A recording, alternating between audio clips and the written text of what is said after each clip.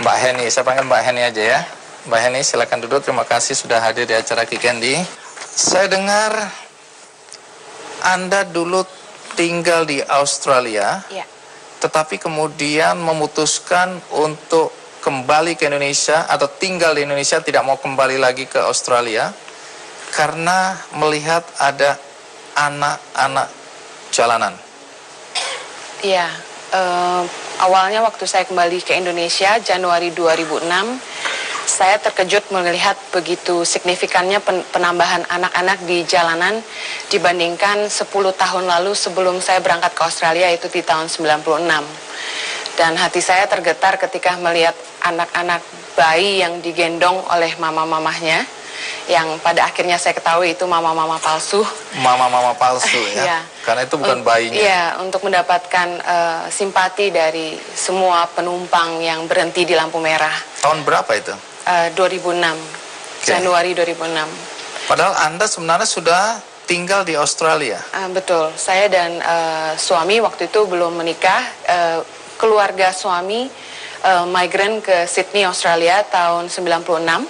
Dan kebetulan orang tua saya juga menyekolahkan saya di Sydney, Australia. Oke. Berapa lama Anda sebenarnya waktu itu sudah tinggal di Australia? 10 tahun.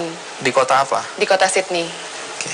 Dan gara-gara melihat adegan itu, hati Anda terpanggil untuk tidak kembali ke Australia, tapi ingin berbuat sesuatu bagi bangsa Indonesia melalui anak-anak jalanan ini. Ya, betul. Waktu saya di Jakarta, kebetulan saya tinggal di rumah ibu saya, dan tiba-tiba seperti ada suara hati yang mengetuk hati saya dan berkata, selamatkan generasi. Dan saya sangat terpanggil untuk menolong generasi yang ada di Indonesia supaya mereka bisa hidup lebih baik. Baik, menarik. Karena bagaimana reaksi suaminya ya, ketika sang istri nggak mau balik lagi. Tapi sebelum kita lanjutkan, ada baiknya kita ikuti dulu kisah berikut ini. Ini kehidupan yang serba nyaman dan mapan tidak membuat Heni Kristianus lupa akan sekitarnya. Potret keluarga miskin dan anak jalanan di Indonesia yang dilihatnya telah menggugah hatinya dan akhirnya terpanggil untuk menolong mereka. Sadar bahwa masih banyak masyarakat yang hidup di bawah garis kemiskinan, wanita kelahiran Jakarta 23 Januari 1978 ini pun melakukan riset dan memulai aktivitas sosialnya di kawasan Halmahera, Papua, NTT, Mentawai, Kalimantan Barat, Jawa Tengah, dan Bali.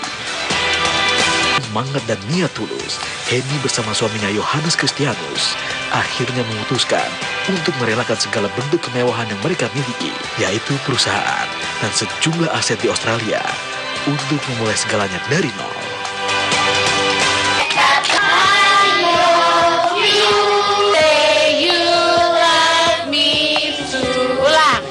Keputusan ini tak lain adalah untuk membangun yayasan yang mereka namakan Tangan Pengharapan.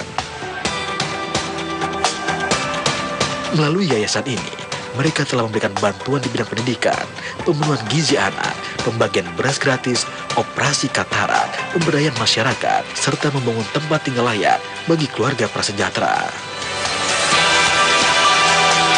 Semua aktivitas sosial yang Heni jalankan bersama suami membuat dirinya beserta 3 putra-putrinya hidup dengan penuh rasa syukur. Heni mengaku ia menemukan kebahagiaan tersendiri saat melihat anak-anak binaannya mengalami perubahan yang signifikan. Ia berharap kelak mereka mampu berprestasi dan membangun daerahnya untuk kemajuan bangsa.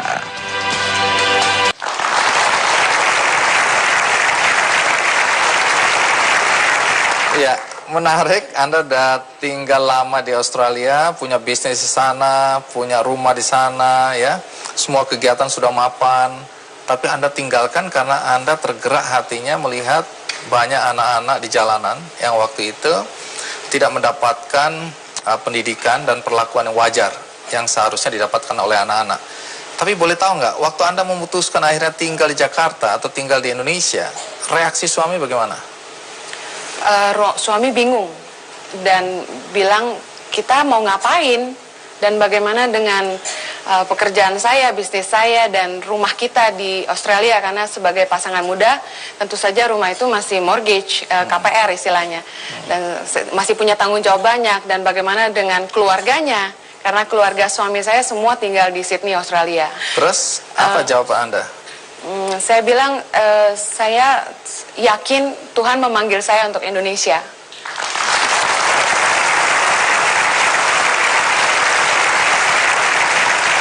Tapi apakah dengan jawaban itu suami kemudian bisa memahami keinginan Anda?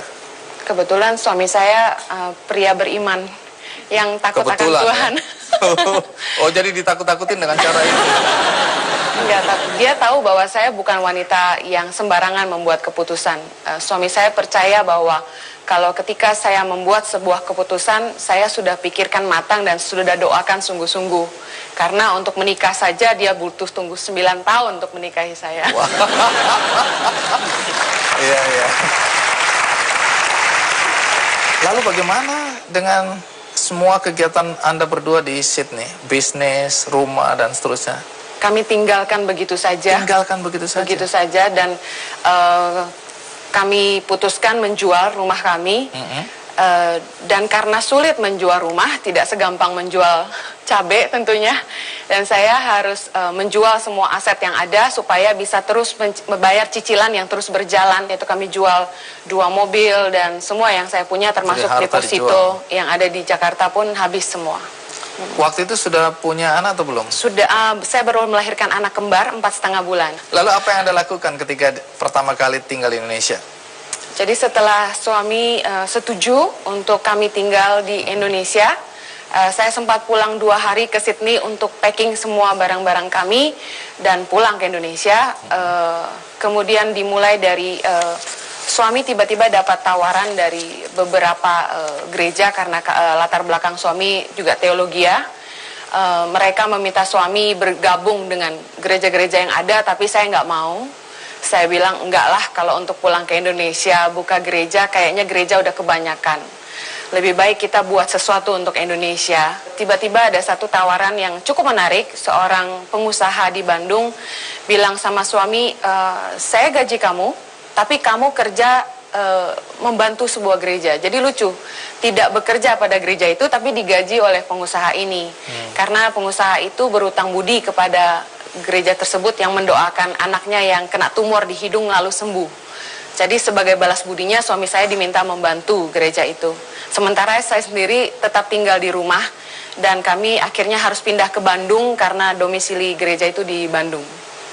Lalu apa yang pertama Anda lakukan selama di Bandung untuk menolong anak-anak jalanan? Ketika kami dijemput dan tiba di Tol Pasteur, disitulah saya menangis dan begitu terjamah melihat anak-anak bayi yang digendong oleh ibu-ibu mereka. Karena waktu itu gerimis dan saya nggak bisa membayangkan anak-anak ini dikorbankan oleh ibu-ibunya demi belas kasihan. Dan kemudian kami ditempatkan di sebuah ruko di daerah Dago Bakar. Nah, setiap hari itu kami sering diganggu oleh anak-anak yang tidak sekolah. Mereka pencet bel, mereka main bola, tendang penalti, mereka lempar botol dan sebagainya di depan pintu rumah kami, dan karena ruko sangat berisik sekali. Dengan suatu hari saya berniat turun dan memarahi mereka sebetulnya. Saya ingin bilang jangan berisik, anak saya nggak bisa tidur gitu. Tapi ketika saya buka pintu yang ada, yang keluar dari mulut saya malah begini, kenapa kalian nggak sekolah? Dan mereka bilang nggak ada biaya teh. Langsung saya sangat tergerak oleh belas kasihan, saya langsung bilang, mau nggak belajar bahasa Inggris? Sok nyok, sama teteh diajarin bahasa Inggris, waktu itu bahasa Sunda dikit. Terus mereka bilang, nyaho atuh teh, mau gitu.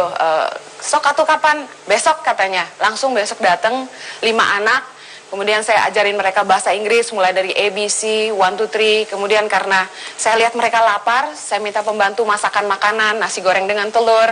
Lalu besoknya lagi datang 8 anak, belajar lagi di ruang makan kami. Dan saya bilang, suruh pembantu masak lagi, capcay dengan telur. Pokoknya segala sesuatu yang dengan telur. Terus makin banyak anak datang. Makin banyak. Ini mau belajar bahasa Inggris atau makan telur ini? Jadi semakin banyak yang datang. Dan nggak tahu dengar dari mana ada yang mengundang saya untuk mengajar bahasa Inggris di Lembang, di sebuah lembaga penampungan narkoba dan orang gila. Nah, di situ saya juga mengajar bahasa Inggris. Banyak ada yang bekerja di situ ikut belajar, ada juga yang gila-gila ikut belajar.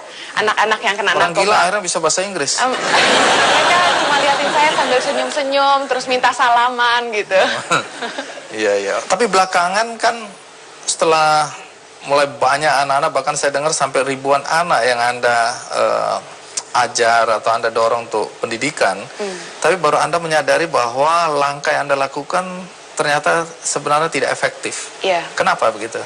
Saat itu ada 1028 anak. Kami dirikan pusat-pusat bimbingan belajar dan menyediakan makanan bergizi di situ. Sebenarnya makanan itu untuk menjadi daya tarik supaya anak-anak mau datang dan belajar. Saya kasih mereka off dari kerjaan meminta-minta di jalanan, dengan subsidi saya berikan makanan gitu supaya mereka mau belajar. Dan saya dapati di bulan Maret 2008 itu ada beberapa anak yang datang on off, dan saya akhirnya menyadari mereka ternyata tidak lapar. Mereka bukan anak-anak yang kesulitan makan. Karena dibuktikan dari penghasilan rata-rata anak di jalanan itu 25.000 sampai 300.000 satu hari. Wow. Dan setiap kali mereka dapat uang, mereka habiskan untuk main PlayStation. Dan melihat hal itu saya sangat sedih sekali, dan saya melihat bahwa upaya saya mencerdaskan mereka itu sia-sia. Yang datang pun hanya datang untuk ambil nasi bungkus atau dan sebagainya, bukan untuk datang belajar. Nah, saya putuskan untuk hentikan di Jakarta karena itu. Saya sempat sakit pendarahan hebat, kemudian setelah sembuh, saya berangkat ke Papua. 1 bulan setelah melahirkan? Iya. Anda langsung ke Papua? Langsung ke Papua.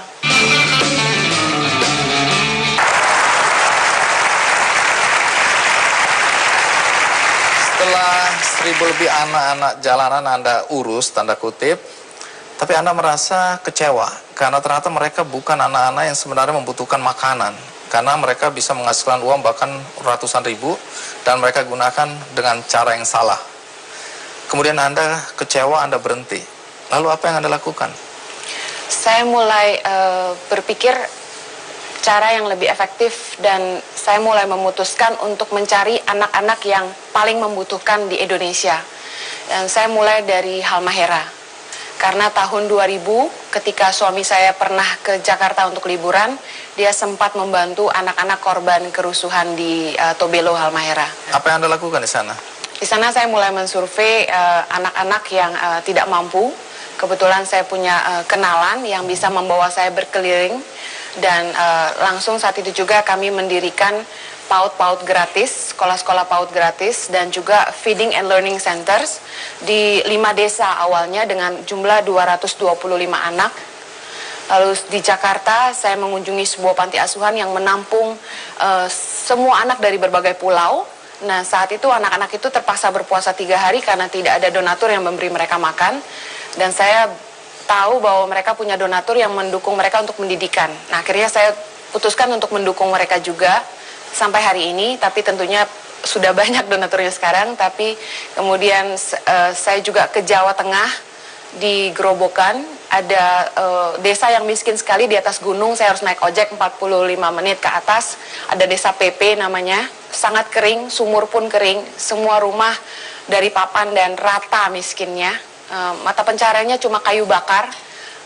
Hutan itu punya perhutani, pemerintah. Mereka cuma bisa tanam jagung sedikit. Kemudian di kaki gunung ada desa Kaliceret, juga anak-anak dari keluarga tidak mampu. Nah, saya dirikan feeding and learning centers juga di sana.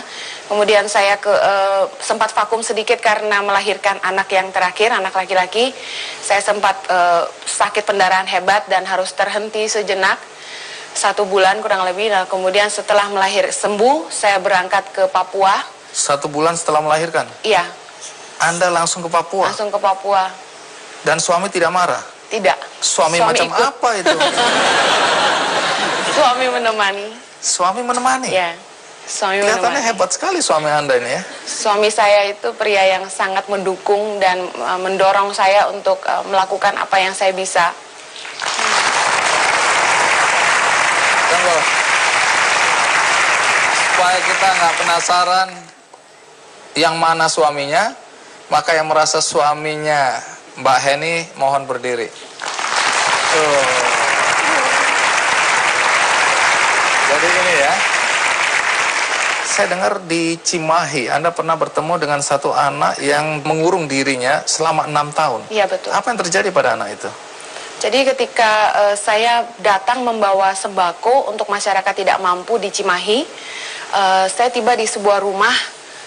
Rumahnya itu jendelanya pecah-pecah semua, lantainya tanah, dan dapurnya masih dengan kayu bakar. Dan saya bertanya, Bu, anaknya mana? Ada anak yang paling kecil, anak bungsu, dan dia bilang kakaknya ada di kamar dan nggak pernah keluar kamar sudah 6 tahun. Terus saya tanya kenapa?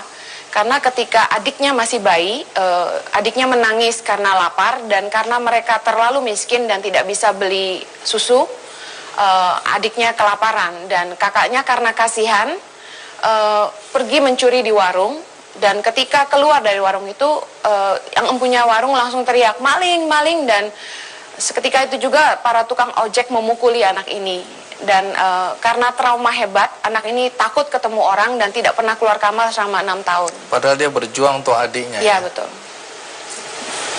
Sekarang kegiatan Anda ini kan sudah lebih luas daripada apa yang Anda lakukan dulu. Bahkan saya dengar bukan saja bidang pendidikan untuk anak-anak, tapi Anda pemberdayaan masyarakat yang Anda lakukan. Iya. Pemberdayaan masyarakat semacam apa yang Anda lakukan?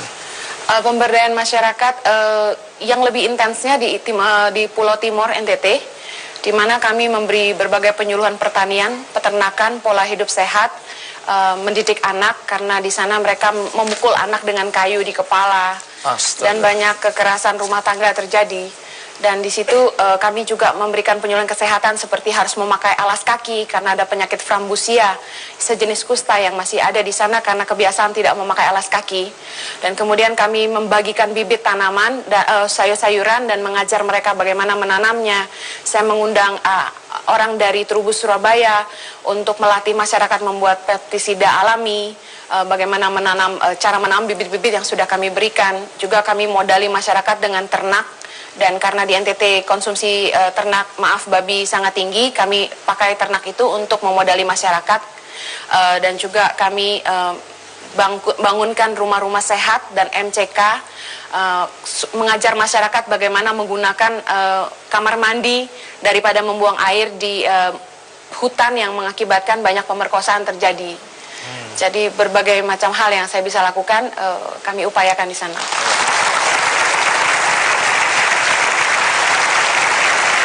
Ya. Pertanyaannya tentu dari mana uang Anda ini? Individual, teman-teman yang mendengar tentang apa yang kami kerjakan. Mereka kasih donasi? Mereka kasih donasi, ada yang rutin, ada yang tidak. Tapi sampai hari ini tidak pernah ada yang berjanji memberi sekian selama bertahun-tahun gitu, nggak ada. Ada beberapa teman dekat yang terus setia memberi, yang di Australia. Dan yang di Jakarta tentu saja keluarga saya juga berkontribusi. Jadi pakai uang pribadi? Dan uang pribadi juga tentunya. Tentu banyak orang bertanya-tanya, Anda sudah meninggalkan kehidupan mapan di Australia, harta benda Anda, bisnis Anda, dan suami tentu ya. Dan Anda mau ke Indonesia untuk mengorbankan waktu Anda, ya. Kadang-kadang saya yakin juga perasaan Anda datang ke daerah-daerah, bahkan baru melahirkan 1 bulan sudah harus ke Papua dan seterusnya. Lalu apa yang Anda cari sebenarnya? Saya ingin hidup saya jadi berkat untuk orang lain, dan saya ingin Indonesia tidak lagi dikenal sebagai negara miskin. Saya mau setiap anak di Indonesia bisa sekolah dan tidak bayar tentunya, betul-betul tidak bayar. Dan saya ingin semua masyarakat di Indonesia bisa berdiri di atas kaki mereka sendiri dan keluar dari kemiskinan.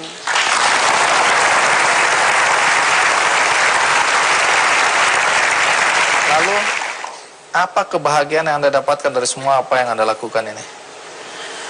Saya tahu bahwa hidup ini cuma sementara, dan apa yang saya bisa bagi dengan orang lain itu selalu membuat saya bahagia.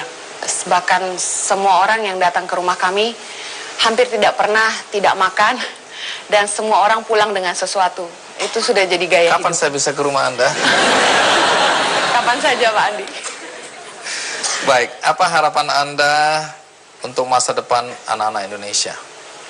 Saya berharap semua generasi bangsa Indonesia bisa jadi generasi yang kuat, yang berintegritas, menjadi pemimpin bangsa yang mencintai rakyat dan tidak pernah lupa dari mana mereka berasal. Jadi generasi yang kuat yang akan memakmurkan bangsa Indonesia. Baik, Mbak Eni, terima kasih ya sudah mau hadir di acara Kiki Andi dan berbagi dengan kami semua, penonton di studio dan tentu saja penonton di rumah. Terima kasih banyak. Terima kasih. Iya.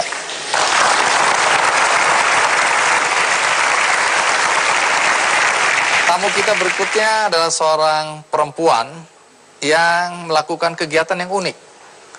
Bahkan ada acara makan-makan di kuburan. Siapa dia dan apa yang dia lakukan? Kita rehat sejenak, saya akan segera kembali.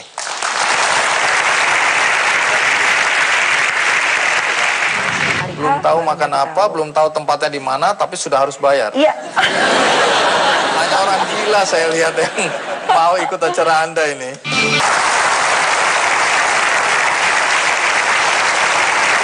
Perempuan yang satu ini punya kegiatan yang unik. Salah satunya adalah makan-makan di kuburan. Apa sebenarnya yang dilakukan dan apa manfaatnya bagi masyarakat banyak dan bangsa Indonesia? Mari kita panggil Lisa Fergiano. Lisa, terima kasih. Halo, apa kabar, Bung Andi? Baik, baik. Selamat datang. Silakan duduk. Nanti soal makan-makan di kuburan saya akan tanyakan. Tapi sekarang saya mau tahu karena Anda katanya adalah penggagas underground secret dining. Ya, betul. Ini apa sebenarnya? Awal mulanya sederhana konsepnya. Saya ingin mengajak teman-teman dekat yang suka makan, kebetulan saya suka banget makan, untuk menikmati makanan-makanan rumahan khas Indonesia. Kebetulan ketika saya lagi mencari-cari ide, di tahun 2009 itu di seluruh dunia lagi gencar sekali sebuah gerakan underground dining atau guerrilla dining. Ketika krisis melanda di Eropa dan di Amerika, orang-orang mulai mengurangi konsumsi makan di restoran. Kemudian chef-chef muda atau orang-orang yang punya bakat memasak itu mungkin nggak punya cukup uang untuk membuka sebuah restoran. Jadi mereka biasanya buka restoran jadi-jadian di bawah basement rumah. Restoran jadi-jadian itu maksudnya apa? Iya, jadi nggak Mulai merinding terdaftar. saya. Iya, nggak terdaftar secara resmi sebagai restoran. Mungkin di rumahnya mereka, di apartemen atau di basement apartemennya Itu sebabnya mereka. disebut underground tadi Underground ya? secret dining. Dan biasanya mereka nggak pernah kasih tahu tempat itu di mana untuk Tidak alasan dikasih tahu? keamanan. Untuk alasan keamanan. Oh, jadi ngumpet-ngumpet ini? Iya, karena Guerrilla tadi itu ya? guerrilla, makanya dibilangnya underground, guerrilla dining. Ini menarik sekali. Underground secret dining. Atau bergerilya juga ya. Makan sambil bergerilya. Tapi sebelum kita lanjutkan, ada baiknya kita ikuti dulu liputan tentang Lisa berikut ini. Hobinya menikmati berbagai macam kuliner khas Indonesia, Lisa Fergiano tergerak untuk memajukan makanan tradisional Indonesia dan fokus memberdayakan para petani sebagai produsen bahan makanan. Lisa berhasil menyandang gelar Master Komunikasi Pembangunan dari Malmö University Swedia. Namun, selepas dari menyelesaikan studinya tersebut, Lisa tidak lantas berkecimpung di bidang keilmuannya. Ia justru lebih senang berkutat di dunia kuliner Indonesia. Memajukan kuliner tradisional Indonesia, ia buktikan dengan membuat komunitas Azayana, sebuah komunitas pecinta kuliner tradisional Indonesia pada tahun 2009. Ia melakukan promosi kuliner dan budaya tradisional Indonesia ke beberapa penjuru dunia. Salah satu kegiatan promosinya yang cukup terkenal adalah Underground Secret Dining. Pemenang L'Oreal Paris Woman Award ini juga secara sukarela aktif memberikan sosialisasi dan membagi ilmunya kepada para petani kopi di lereng Gunung Merapi guna meningkatkan kualitas produk kopinya dan berusaha membantu para petani kopi untuk mencapai hidup yang lebih sejahtera.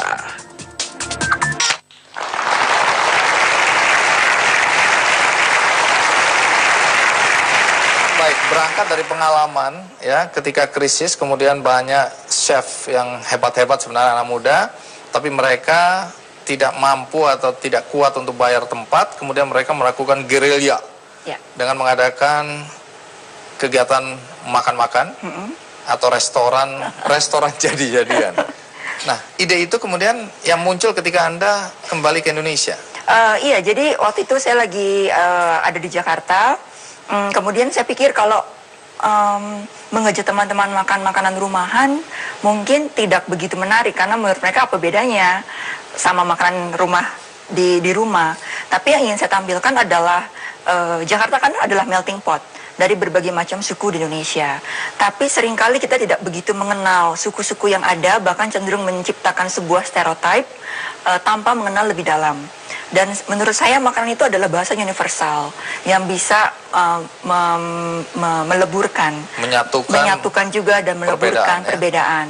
Saya lihat banyak sekali ibu-ibu rumah tangga dari berbagai macam latar belakang suku, tinggal di Jakarta, jago masak-masakan daerah mereka. Kenapa nggak saya angkat cerita mereka, keahlian mereka, kemampuan mereka. Jadi lewat acara Underground Secret Dining itu, saya selalu, biasanya awalnya saya undang teman-teman dekat dulu. Saya dekati teman baiknya ibu saya sendiri. Dia tuh jago sekali masak-masakan yang sudah aneh-aneh gitu, yang langka. Jadi ini harus makanan Indonesia? Makanan Indonesia, dari berbagai macam suku yang ada. Siapa orang-orang yang Anda hubungi? Apakah ada kriteria tertentu? Ada. Harusnya bukan orang terkenal. Kemudian kedua... Pantes saya nggak pernah diundang. Alasannya apa? Ya, alasannya karena ya tantangan buat saya untuk memperkenalkan potensi-potensi yang ada itu. Bukan hanya untuk mencari nama aja, tapi sebenarnya nama Indonesianya itu, jiwanya, makanan yang harus muncul, yang harus keluar. Dan biasanya ibu-ibu rumah tangga itu kan jago banget mengolah. Dan kadang-kadang mereka nggak punya akses untuk tampil, akses untuk membuat mereka percaya diri. Jadi Anda mengundang ibu rumah tangga yang pandai memasak. Iya. Kemudian Anda undang teman-teman untuk menikmati masakan ibu ini. Itu. Iya. Tapi di tempat yang tidak lazim. Ya? Betul, betul sekali. Bahkan saya dengar orang yang Anda undang itu sampai detik-detik terakhir tidak tahu di mana acaranya berlangsung. Nggak tahu. Terus kapan mereka boleh tahu tempatnya di mana? 2 hari sebelum acara, ketika mereka mendaftar, mengkonfirmasi pembayaran. 2 hari sebelum acara itu saya sebar petunjuk lokasinya, tapi mereka masih belum tahu makan apa. Sampai di hari belum tahu baru makan mereka apa, tahu. belum tahu tempatnya di mana, tapi sudah harus bayar. Iya. Hanya orang gila saya lihat yang mau ikut acara Anda ini. Justru itu tantangannya, Bung Andi, karena saya memiliki tantangan untuk menampilkan sesuatu yang berbeda setiap kali acara. Dan itu banyak yang berminat? Selalu full, waiting listnya bisa sampai 60 orang. Jadi hanya dalam 24 jam itu selalu habis, terjual. Dan yang sangat membanggakan sekali adalah awalnya saya pikir yang datang itu kebanyakan orang tua atau yang sudah dewasa. Tapi anak-anak kuliahan, kemudian juga datang. Dan emang mahal atau tidak ini? Cukup mahal kalau untuk ukuran restoran. Tapi itu cukup mahasiswa mahal. tetap ada juga. Tetap datang karena harganya ini adalah saya mendatangkan bahan-bahan bakunya itu semua dari daerah. Oke, yang paling murah kira-kira berapa per orang? Sekitar 148.000 per orang. Iya, tapi itu tahun 2009. Kalau dihitung inflasi sekarang ya. Kalau sekarang boleh tahu?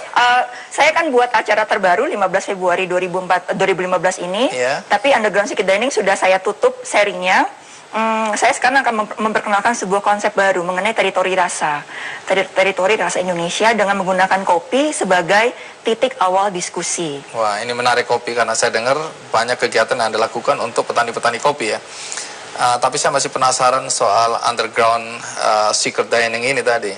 Karena makanannya tidak diketahui, tapi bayarannya diketahui ya. Iya. Nah, yang saya khawatir, saya udah bayar mahal. Kemudian yang ada sego pecel. Iya. Itu kan nggak usah harus bayar mahal itu. Betul sekali. Iya. Jadi waktu itu pernah saya... Oh, ini benar kejadiannya? Enggak. Jadi waktu itu saya mendatangkan makanan Bangka. Kita mendatangkan jamur pelawan dari Pulau Bangka yang harga itu 1,5 juta per kilo. Ya, dan itu salah satu keanekaragaman pangannya Indonesia. Tumbuh liar di bawah pohon pelawan. Tapi untuk mencari makanan ini susah sekali. Siapa yang mau bayar 150.000 hanya semangkuk kecil untuk makan jamur? 150.000 itu semangkuk kecil itu? Iya. Nggak jadi deh biar Anda berangkat sekarang. Tapi memang ya ada saya harga, ada kualitas. Masih tarafnya murah dan kenyang. Ya. Khas anak-anak kos. Anda mengajak mereka makan di tempat-tempat yang sebelumnya dirahasiakan. Iya. Dan tempat-tempatnya ini tidak lazim ya? Kebanyakan gak lazim. Oke, salah satu di antara yang saya dengar makan di kuburan.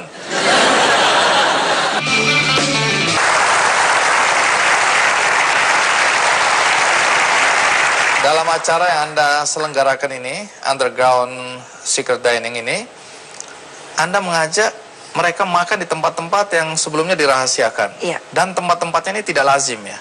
Kebanyakan gak lazim. Oke, salah satu di antara yang saya dengar makan di kuburan. Siapa yang punya ide nggak bener ini? Saya sendiri sih sebenarnya. Itu salah satu keinginan awal saya ketika pertama kali membuat acara itu. Saya ada keinginan sekali, hanya 2 tempat yang saya incar. Apa itu? Satu kuburan, kedua rumah sakit jiwa. Ada nggak yang mau ikut acara itu? Wah, waktu itu saya lelang tempat itu dan laku terjual 600.000. Wow. Wow. Hanya untuk minum teh. Hah? Ya.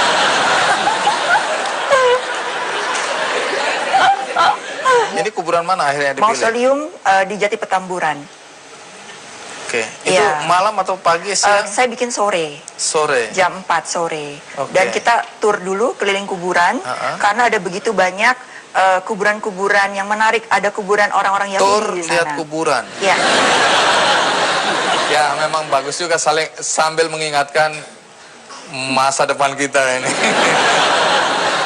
Tapi memang setelah acara berlangsung, ada acara apresiasi teh, ada bagaimana tamu-tamu diajarkan untuk menikmati teh yang benar. Setelah maghrib sudah gelap pun orang-orang belum pulang. Sampai saya harus mengingatkan, maaf ya, kita kayaknya sudah harus pulang karena ini Harus sudah gelap. aplusan sama yang punya tempat Iya. ya.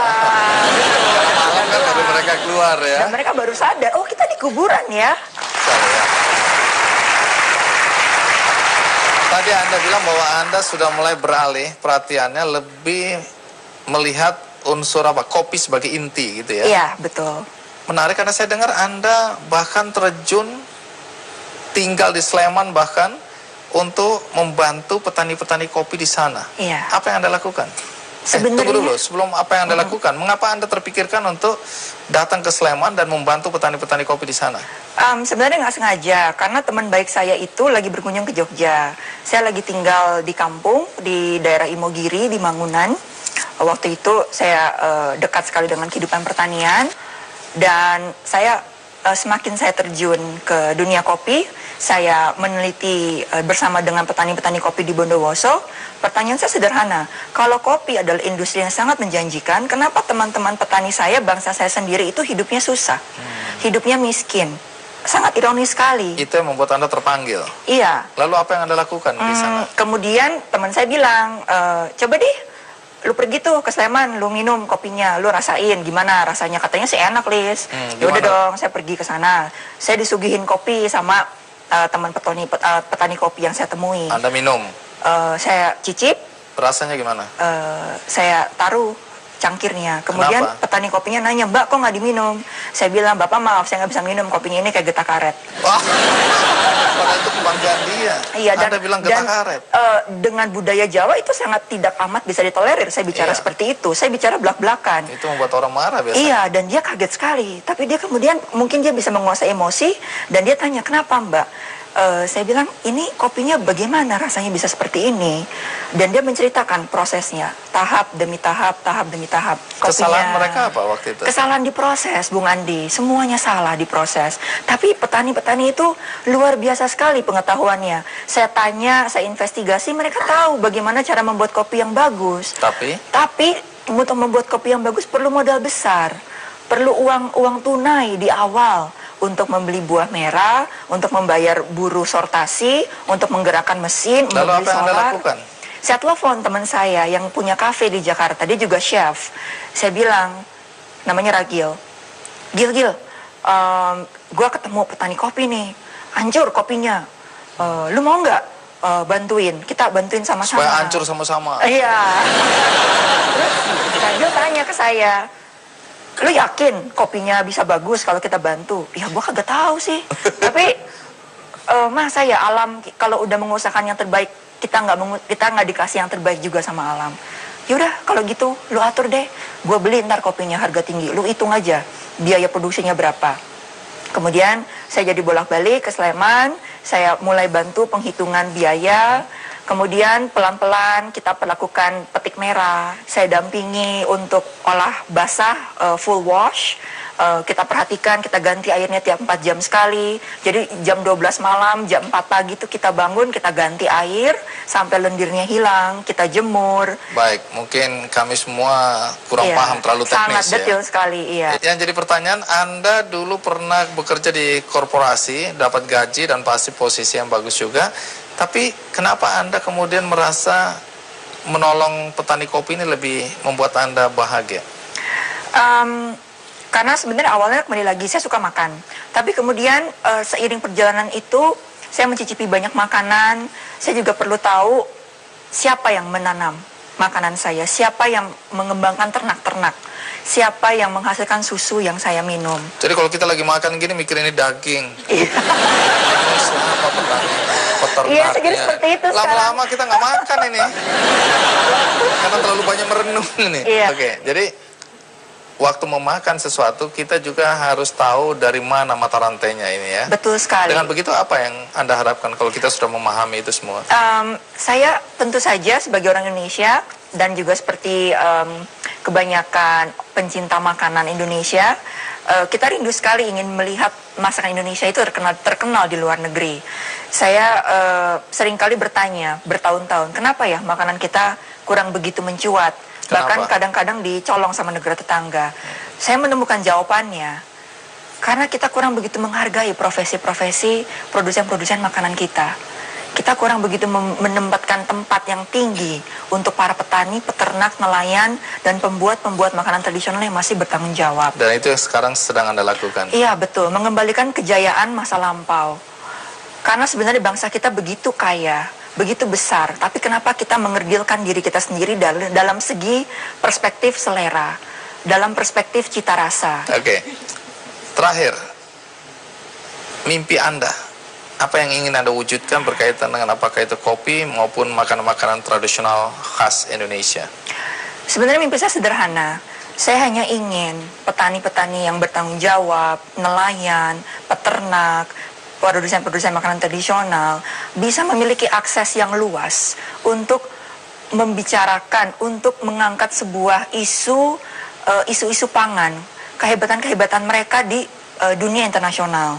Karena selama ini yang memiliki forum itu hanya juru masak, hanya chef, pemilik restoran.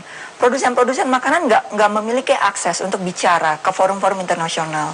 Padahal bangsa kita, produsen-produsen makanan kita itu memiliki begitu banyak kearifan lokal yang perlu diangkat ke permukaan. Dan semakin saya mengenal mereka, saya dekat dengan mereka, saya menyadari bangsa kita begitu besar sekali, begitu megah dalam pengetahuan. Tapi perlahan-lahan tererosi. Peradaban kita mundur hanya dalam hitungan berapa ratus tahun. Menjadi yang katanya orang modern, tapi sebenarnya kok kayaknya kita mundur. Dan yang lebih memprihatinkan lagi adalah orang desa itu mencontoh kita, orang-orang kota. Mereka melihat kehidupan orang kota itu adalah sesuatu yang patut dicontoh. Padahal sebenarnya kehidupan kita ini menurut saya belum tentu sempurna. Tapi mereka meninggalkan desa berbondong-bondong ingin ke kota, hanya ingin beli motor. Mereka kerja jadi karyawan toko, mereka nggak mau lagi jadi petani, nggak mau lagi jadi nelayan, karena mereka anggap itu hina. Pekerjaan-pekerjaan seperti itu hina. Iya. Okay. Dan saya ingin mau anak-anak muda itu peduli sama agrikultur kita untuk membangun isu keberlanjutan, isu organik. Kalau di dunia barat itu isu itu sekarang sangat eksotis, sangat menjual istilahnya, dan mereka memiliki begitu banyak paradigma, begitu banyak teori. Tapi negara produsen apa teorinya? Sementara kalau saya, harapan saya itu profesi petani, produsen dari hulu itu juga dihargai. Iya, karena itu profesi yang mulia sebenarnya. Profesi yang mulia. Baik, terima kasih, Lisa. Ya, sudah berbagi banyak sekali pengetahuan Anda kepada kami semua. Terima kasih. Sama-sama. Ya, tamu kita berikutnya juga seorang perempuan yang rela meninggalkan pekerjaannya di Jepang. Dan kemudian dengan dananya sendiri memulai menolong anak-anak untuk bisa melanjutkan sekolah. Siapa dia? Saya akan segera kembali.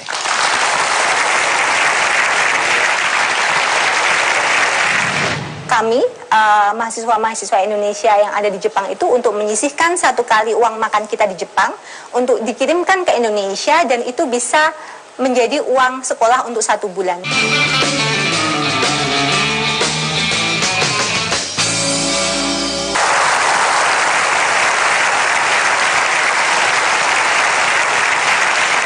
Tamu berikutnya, seorang perempuan yang meninggalkan pekerjaannya di Jepang demi menolong anak-anak yang kemungkinan tidak bisa melanjutkan sekolah.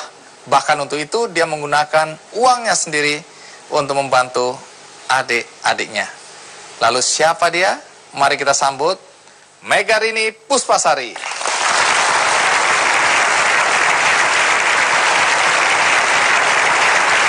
Iya, Mega, terima kasih banyak ya sudah mau datang ya. Silakan duduk. Menarik sekali karena saya dengar Anda dan teman-teman waktu itu masih kuliah kalau nggak salah di Jepang. Iya, betul. Mulai terpikirkan untuk membantu adik-adik kita di Indonesia yang kesulitan untuk melanjutkan sekolah.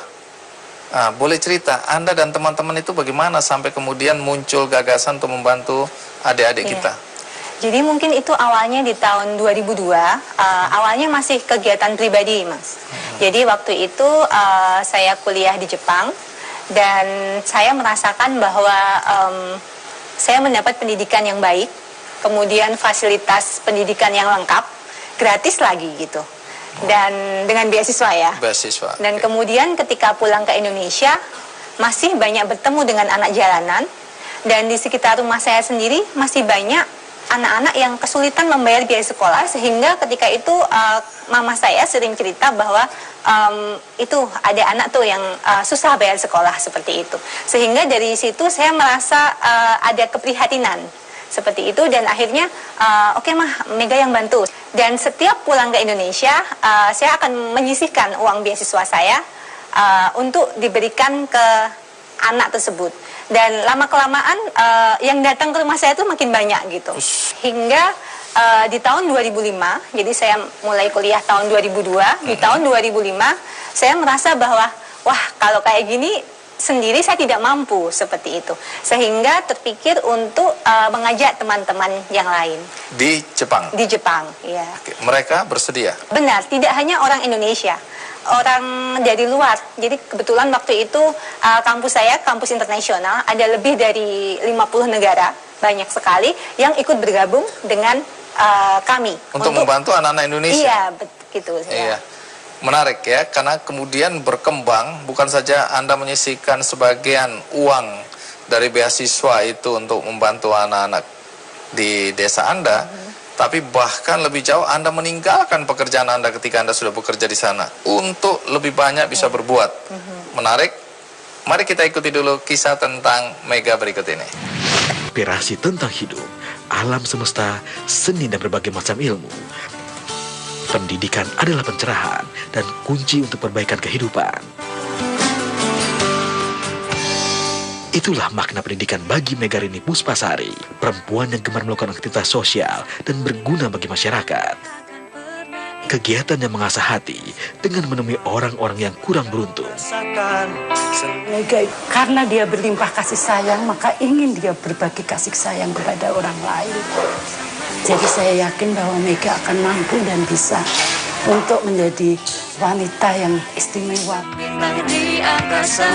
Agar bisa sekolah, Mega, begitu sapaan akrabnya, bahkan rela meninggalkan karirnya di Jepang dan memilih mengabdikan dirinya untuk pendidikan serta mengurus yayasan Hoshizora. Bersama Hoshizora, ia menggerakkan masyarakat untuk memberikan beasiswa bagi pelajar kurang mampu. Mega berharap setiap anak Indonesia mampu mempunyai mimpi yang tinggi dan berjuang untuk mewujudkannya. Berawal dari komunitas peduli pendidikan, lalu berkembang menjadi sebuah yayasan yang membantu anak jalanan dan putus sekolah, Mega membuktikan bahwa keputusannya melepas pekerjaannya di Jepang adalah pilihan yang tepat. Kini, wanita yang dinobatkan sebagai pemenang dalam ajang L'Oreal Paris Women Award ini menjadi orang yang bermanfaat bagi anak-anak yang kurang mampu di lingkungan sekitarnya dan di seluruh Indonesia.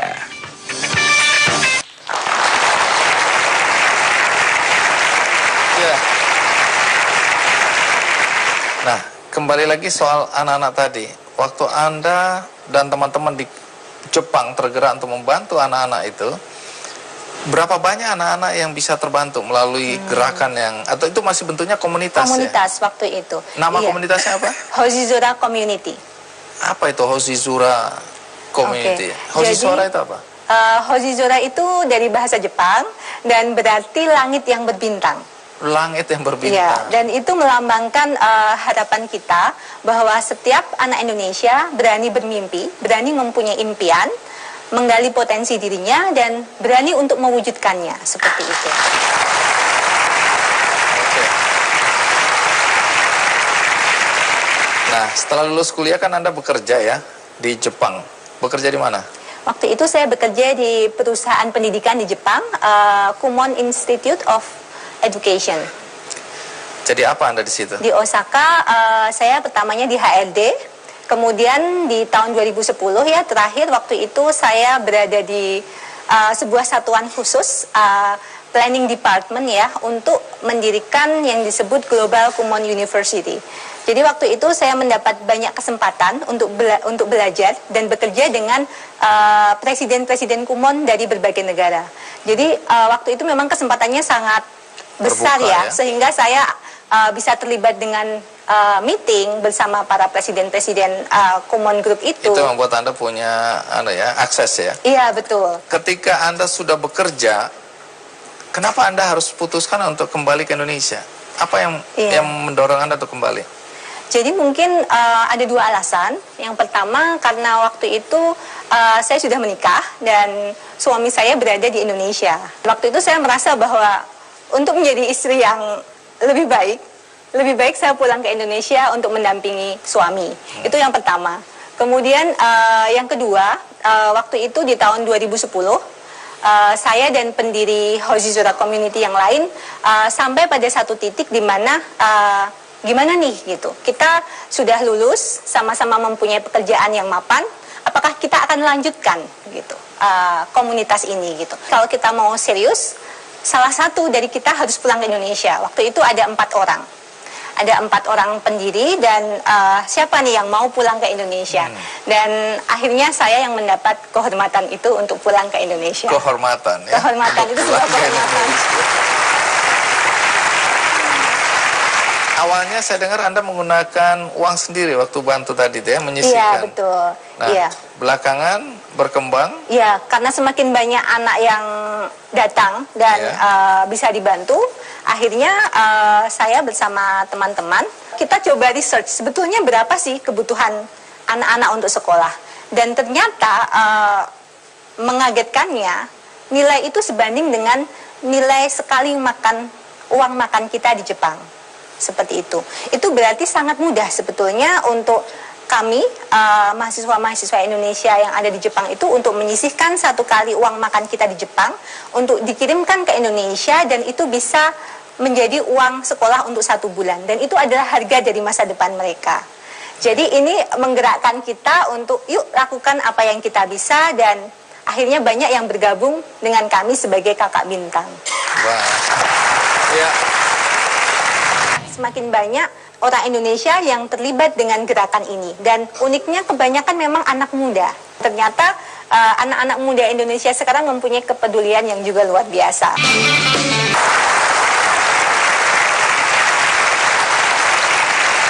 Terima kasih Anda masih bersama saya di acara Ki Candy. Tamu kita kali ini adalah Mega Rini Puspasari, ya, yang sejak kuliah di Jepang sudah terpanggil untuk membantu pendidikan anak-anak di Indonesia, terutama anak-anak dari keluarga prasejahtera atau kurang mampu.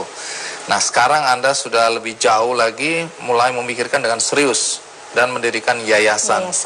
Lalu apa yang Anda lakukan sekarang ini? Iya, di tahun 2010 ketika saya pulang ke Indonesia, waktu itu saya masih ingat tanggal 26 April 2010, dan 6 hari kemudian tanggal 2 Mei 2010 saya membuka kantor pertama Hozizora. Jadi benar-benar mulai dari bersih-bersih, pasang AC, buka kantor sendiri, hingga waktu itu jumlah adik bintangnya masih sekitar 80 anak, hingga kemudian bisa fokus, bisa lebih serius menggarap yayasan ini, dan sekarang makin berkembang. Dan kami mempunyai sekitar 10 staf pada saat ini, dan kami mempunyai sekarang sudah 1000 anak yang kita dukung sebagai adik bintang. Adik bintang. Ya. Adik bintang ini artinya anak-anak yang dibantu pendidikannya. Iya. Jadi kita menggunakan istilah kakak dan adik bintang, di mana kakak bintang adalah kakak asuh, sedangkan adik bintang adalah adik asuh dari Hojizora. Apa tugas kakak bintang? Iya, jadi kakak bintang, program kakak bintang ini adalah program utama kami untuk mendukung anak-anak Indonesia untuk meraih impiannya, dan mereka berkomitmen terhadap kami dan adik bintang untuk berdonasi secara rutin tiap bulan minimal 100.000, dan mereka juga berkomitmen untuk berbagi inspirasi dengan adik-adik bintangnya, dan kita bekerja sama-sama untuk merubah nasib si adik bintang ini, seperti itu. Siapa selama ini yang sudah menjadi kakak bintang? Ya, karena kita mulainya di Jepang, pertama-tama memang banyak sekali orang Indonesia, mahasiswa Indonesia yang belajar di Jepang, dan juga banyak teman-teman internasional.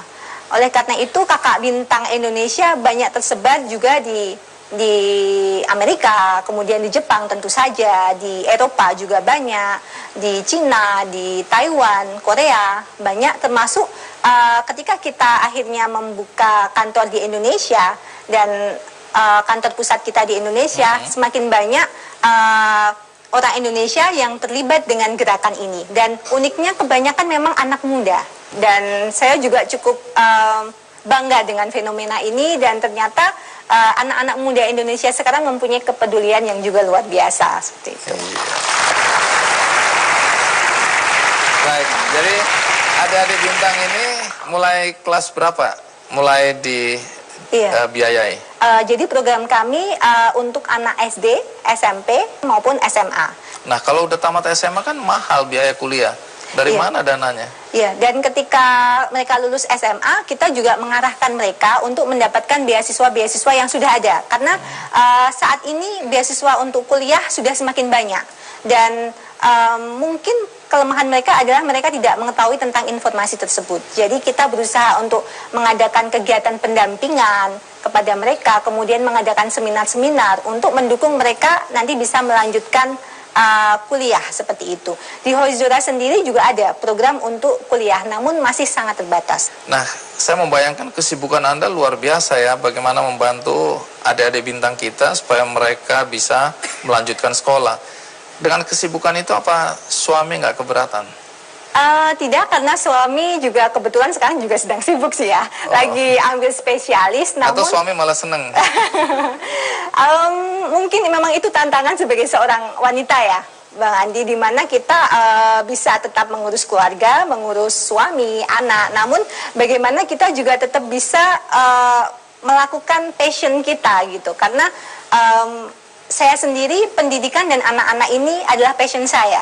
Saya jatuh cinta dengan dunia ini ketika saya kuliah. Waktu itu waktu terjadi tsunami ya, tahun 2004, saya banyak terlibat di pendampingan korban tsunami di Aceh maupun di Sri Lanka. Dari situ saya mulai jatuh cinta dengan dunia ini, dan itu menjadi passion saya. Dan suami sangat mengerti dan mendukung, dan itu membahagiakan. Semboyan saya sih family come first, but we have to contribute more. Jadi kita prioritas tetap pada keluarga, namun bagaimana kita juga bisa berkontribusi untuk masyarakat yang lebih luas. Menarik. Di depan kita sudah ada Melanie Masril ya dari L'Oreal. Karena L'Oreal sendiri punya satu program yang menarik, karena bagaimana peran perempuan semacam ini harus dikedepankan, dan saya dengar Anda di L'Oreal punya program ya. Boleh tahu program apa? Ini namanya L'Oreal Paris Women of Work, Bang Andi. Gitu. Jadi program ini adalah satu program yang kita dasarkan atau inisiasikan untuk membangun suatu awareness gitu ya, suatu awareness, dan juga untuk menyampaikan suatu pesan di mana setiap perempuan itu harus bisa memupuk yang namanya self-worth. Di mana self-worth ini menjadi sangat penting, kita harus bisa menghargai potensi dari diri kita sendiri sebelum kita bisa menghargai orang lain ataupun apapun itu yang kita lakukan sehingga menjadi lebih berarti. Bagaimana Anda dan teman-teman di L'Oreal melihat pentingnya peranan perempuan? Ya, jadi kita melihat peranan perempuan ini sangat penting gitu ya, Bang, karena kita semua tahu bahwa perempuan itu adalah sebuah makhluk yang diciptakan sangat unik, maha unik gitu ya.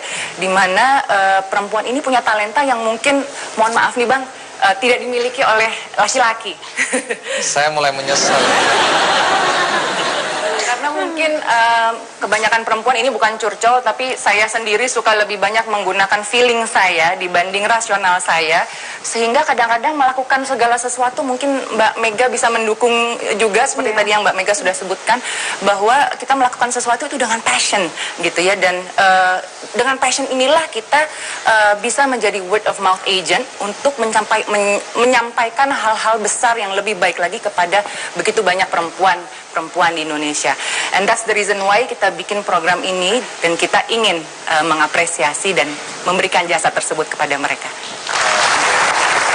Ya, sebenarnya program ini dilaksanakan di berbagai negara, bukan cuma Indonesia ya. Betul Bang Andi. Tujuannya apa sih sebenarnya? Jadi tujuannya itu kita ingin mengapresiasi dan ingin merayakan bahwa perempuan-perempuan seperti Mbak Mega dan juga Mbak Lisa yang menang di program L'Oreal Paris Women of Work 2014 ini, bahwa mereka pantas menjadi yang terbaik, mereka pantas menjadi seorang panutan yang bisa menjadi orang-orang besar dan menginspirasi banyak perempuan Indonesia. Baik, itu tujuan dan harapan ya. Baik, menarik, terima kasih banyak ya. Nah, kembali ke Mega, masih banyak perempuan yang menganggap sebagai perempuan kodratnya itu ya ibu rumah tangga saja. Nah, kalau Anda sendiri pendapatnya seperti apa? Ya, tentu saja itu menjadi kewajiban utama kita ya. Tidak boleh kita melupakan itu. Itu menjadi prioritas. Namun bagaimana kita tetap bisa berkontribusi kepada masyarakat. Dan caranya salah satunya adalah dengan melakukan itu tadi, yang sesuatu yang hal-hal yang kita sukai atau menjadi passion kita. Ketika kita itu mempunyai passion atau bekerja dengan cinta, kita itu bisa melakukan banyak hal besar. Dan ketika banyak tantangan yang menghadang pun, kita bisa tetap maju gitu. Dan artinya bahwa wanita Indonesia, seluruh wanita di dunia ini mempunyai potensi untuk menghasilkan sesuatu yang luar biasa dan ikut berperan untuk kemajuan dunia, seperti itu. Iya, iya. Untuk sementara kaum pria kita mengalah dulu ya. Baik, tapi itu kenyataannya. Sekali lagi Mega, terima kasih banyak ya sudah berbagi dengan kami semua. Dan di acara ini terakhir saya ingin membagikan satu buku bagus untuk Anda semua, yaitu Think and Grow Rich for Women. Dan ini akan saya bagikan satu-satu untuk Anda semua.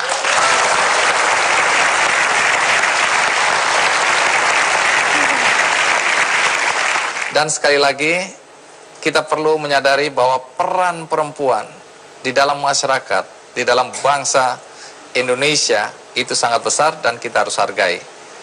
Sampai jumpa.